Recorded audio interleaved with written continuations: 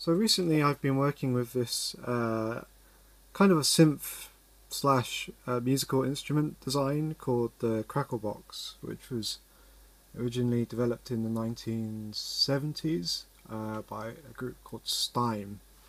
And it's kind of a touch sensitive musical instrument, so it's quite an early kind of touch sensitive kind of thing.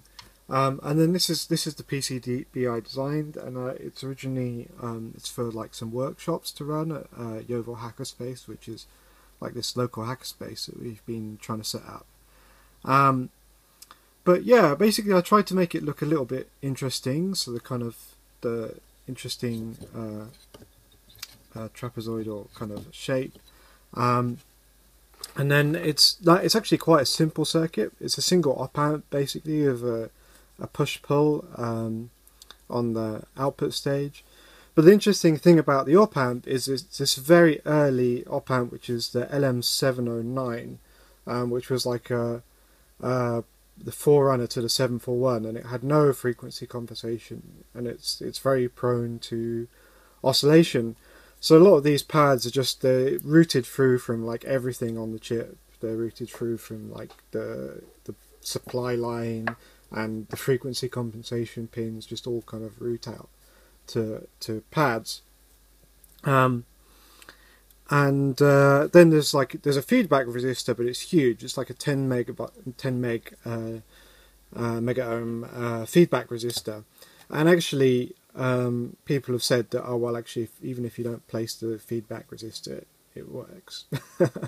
Which, you know, doesn't surprise me, because it kind of feels like there was a lot of circuit bending involved. There was just a lot of experimentation, and it's very much electronics as art rather than an engineering discipline, I guess.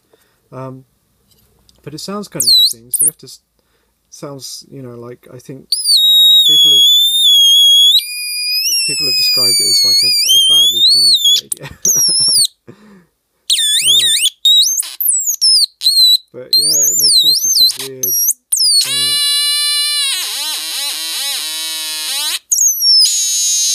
crackly kind of sounds. So I thought it would be a fun project for a workshop. You know, it's quite easy to build up. I think. I mean, if you've done soldering before, it wouldn't take you more than 10 minutes, I think, to solder it up. Just poke the components through and solder it. Maybe, I mean, I'd probably allow like half an hour to an hour if you haven't soldered before. But yeah, it's just driven off a 9-volt battery, and that's it. If you want one, let me know. I have a bunch of PCBs made up. I'll quite happily send them anywhere where there's, you know, postage is kind of reasonable. The Gerbers are also on my website, and I'll link it in below. And I found the circuit quite interesting, and I wrote it up for Hackaday. So there's a Hackaday article on the original Cracklebox, or the Kraakdoos as some people call it, and then a little description of the circuit and how the circuit kind of works. Yeah, so if you're interested, let me know. Yeah, this was a schematic, so you can see it's just the LM709, and you can see the frequency compensation, one of the frequency compensation pins just routed out. The other one is, I guess, decoupled, so capacitor there. There's even the pad going straight to the supply line, and then there's the 10 meg feedback resistor, and then there's this capacitor here, which someone said helps it operate as a phase shift oscillator, but yeah, I don't know if that's what the guy had in mind when he was building it, but it does all sorts of funky oscillations by itself. One of the interesting things is that sometimes you'll touch the pads, and you'll see, you know, it just won't make any sound. You won't hear anything.